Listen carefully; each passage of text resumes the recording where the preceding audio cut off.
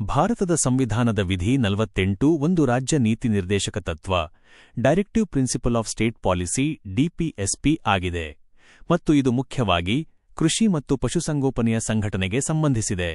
ಇದು ರಾಜ್ಯಕ್ಕೆ ಸರ್ಕಾರಕ್ಕೆ ಈ ಕೆಳಗಿನ ವಿಷಯಗಳ ಬಗ್ಗೆ ಪ್ರಯತ್ನಿಸಲು ನಿರ್ದೇಶನ ನೀಡುತ್ತದೆ. ವಿಧಿ 48 ಕೃಷಿ ಮತ್ತು ಪಶುಸಂಗೋಪನೆಯ ಸಂಘಟನೆ. ರಾಜ್ಯವು ಸರ್ಕಾರವು ಆಧುನಿಕ ಮತ್ತು ವೈಜ್ಞಾನಿಕ ಆಧಾರಗಳ ಮೇಲೆ ಕೃಷಿ ಮತ್ತು ಪಶುಸಂಗೋಪನೆಯನ್ನು ಸಂಘಟಿಸಲು ಪ್ರಯತ್ನಿಸಬೇಕು ಹಾಗೂ ನಿರ್ದಿಷ್ಟವಾಗಿ ಈ ಕೆಳಗಿನವುಗಳಿಗಾಗಿ ಕ್ರಮಗಳನ್ನು ತೆಗೆದುಕೊಳ್ಳಬೇಕು. 1.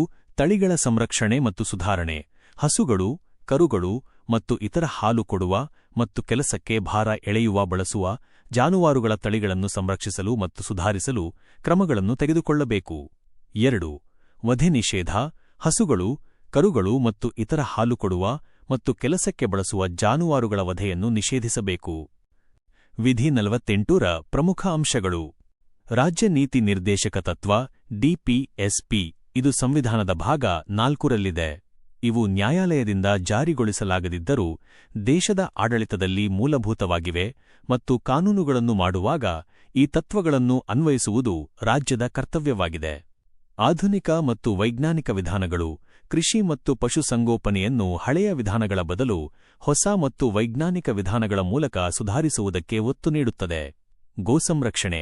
ಈ ವಿಧಿಯು ನಿರ್ದಿಷ್ಟವಾಗಿ ಹಸು, ಕರು ಮತ್ತು ಇತರ ಉಪಯುಕ್ತ ಜಾನುವಾರುಗಳ ವಧೆಯನ್ನು ನಿಷೇಧಿಸುವ ಬಗ್ಗೆ ಮಾತನಾಡುವುದರಿಂದ ಗೋ ಸಂರಕ್ಷಣೆಗೆ ಕ್ಯಾಟಲ್ ಪ್ರೊಟೆಕ್ಷನ್ ಮಹತ್ವ ನೀಡುತ್ತದೆ.